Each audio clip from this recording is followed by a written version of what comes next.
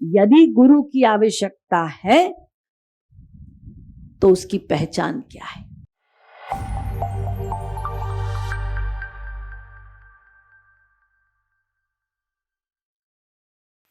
एक music subject है, उसको ही धारण करने के लिए वर्षों लग जाते हैं। फिर भी म्यूजिक तो आप अपने आप नहीं सीख पाते, टीचर सामने बैठता है, ऑनलाइन कर लीजिए ऑनलाइन, फिर भी वो माइन्यूट ज्ञान आपको नहीं मिलेगा जो सामने बैठकर टीचर आपकी गलतियों को पकड़ेगा। वो सामने चाहिए। ये जो बारीकियां है ना, ये बारीकियां वो शिक्षक पकड़ता है, उसकी उपस्थिति चाहिए। तो जब लिमिटेड ज्ञान के लिए भी हमें टीचर चाहिए, तो जो अनलिमिटेड है, तो वहां की चीज को हम अपनी इस बुद्धि से कैसे समझेंगे जब संसार की चीज ही नहीं समझ पा रहे? तो हमें ऐसे एक पर्सनैलिटी की जरूरत है जिसने उसको देखा है, पाया है, अनुभव किया है, उसका अखंड संपूर्ण ज्ञान धारण किया है। ऐसा कोई मिले हमें जीवन में, उसकी कृपा से ही, उस अनुभवात्मक व्यक्तित्व के द्वारा ही हमें उस जगत का ज्ञान हो सकता है। अब गुरु कैसा हो, कैसे पहचाने कि ये श्रोत्रिय ब्रह्मनिष्ठ है, ये सही में गुरु हैं, इनसे हमारा कल्याण होगा, ये हम कैसे जाने? तो शास्त्रों में गुरु की पहचान बतलाई गई है। मैं संक्षेप में बताती जाती हूं आपको। जब भी आप किसी गुरु के पास जाएंगे तो इन सावधानियों को अपने साथ लेकर जाएंगे। ये पॉइंट्स इनमें है या नहीं, यदि हैं तो ओके, नहीं है तो हम प्रतीक्षा करेंगे। कुछ ऐसे पॉइंट्स हैं जो आपको सामने दिखाई पड़ेंगे और कुछ ऐसे पॉइंट्स हैं जो आप संग करने पर, वो एनवायरनमेंट में रहेंगे तब आप रियलाइज करेंगे। एक दिन 2 दिन में पता नहीं चलेगा, प्रतीक्षा करनी होगी। तो पहला लक्षण, वास्तविक संत जो होते हैं उनकी वाणी दिव्य होती है, क्योंकि भगवान और संत में कोई भेद नहीं। यहां मैं संत जो कह रही हूं उनके लिए कह रही हूं जिनको श्रोत्रिय शास्त्रों का ज्ञान है कंप्लीट, और जो भगवत प्राप्त है। मैं भगवत प्राप्त संतों की बात कर रही हूं कि वो भगवत प्राप्त संत, उनके पास जो कुछ है सब भगवान का है। भगवान ने अपनी सारी पावर उनको दी है। अपृत पापमा विजरो विमृत्युर्विशोको विजिघत्सो सत्य काम सत्य संकल्प। 8 गुण होते हैं भगवान के। तो भगवान ये 8 गुण संत को दे देते हैं कि तुम इस जगत में जा रहे हो जीव कल्याणार्थ, तुम मैं ही हो। आचार्यम माम विजानियान नावमन्येत करहिचित। आप जो प्रेयर में गाते हैं डेली, वो श्रीमद् भागवत का श्लोक है जिसमें श्री कृष्ण कह रहे हैं ये जो आचार्य गुरु तुम्हारे सामने खड़ा है ये मैं ही हूं। आचार्यम माम, उसको मुझे ही मानो। तो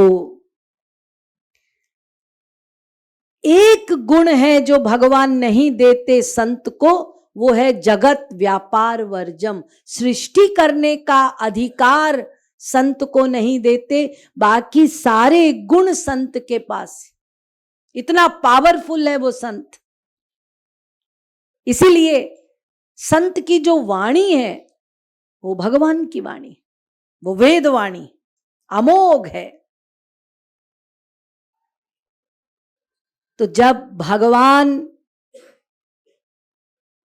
गुरु कोई बात आपको बतलाता है तो उनकी दिव्य वाणी होने के कारण उनके उपदेश, उनकी वो मधुर वाणी, उनकी उपदेश युक्त वाणी आपके अंतःकरण में जाकर छू जाती है।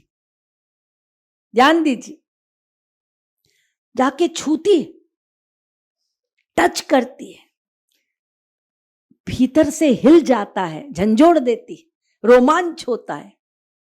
ये वाणी का कमाल है। बहुत दिन से आप बड़े कंफ्यूज्ड थे, गुरु की वाणी जैसे ही सुनी वो कंफ्यूजन सेकंड्स में चला गया। ये पहला लक्षण। दूसरा लक्षण, दूसरा पॉइंट, जब आप भगवत प्राप्त संत का संग करेंगे, उसके माहौल में रहेंगे, तो आप ये पाएंगे कि आपका भगवान के प्रति अनुराग बढ़ रहा है और संसार से वैराग्य हो रहा है। आप संसार में अब धीरे धीरे छूट कर वहां ड्यूटी करते हैं, करना पड़ेगा, लेकिन ईश्वर की ओर बढ़ रहे हैं, ईश्वर के प्रति प्यार बढ़ रहा है। ये सेकंड इंपॉर्टेंट लक्षण है सही संत के सत्संग का। जब आप उनके संग में रहेंगे तो आप अपने भीतर ये परिवर्तन पाएंगे, लेकिन संग करना आवश्यक है। Association is essential.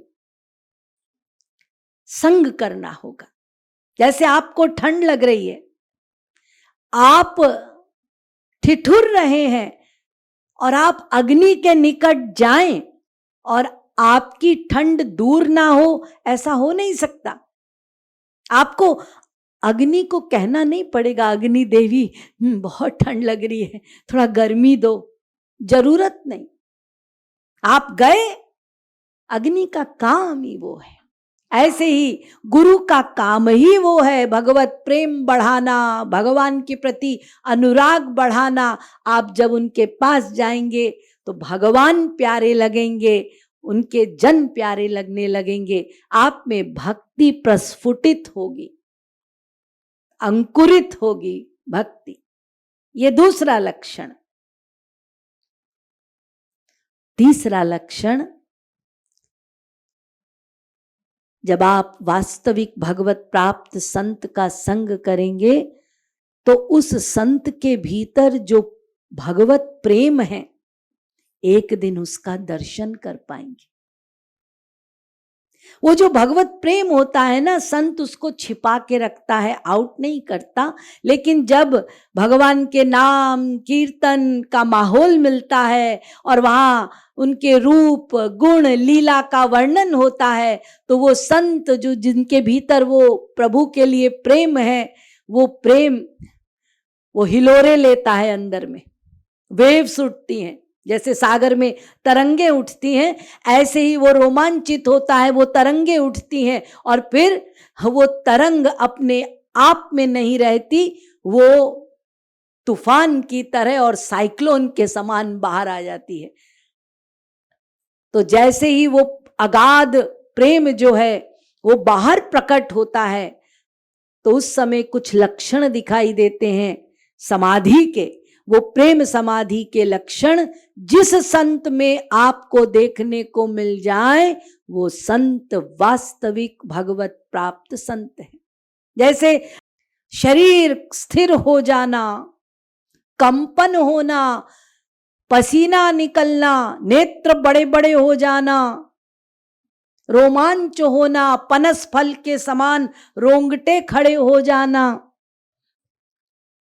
झरने के समान अश्रु बहना, वाणी बदल जाना,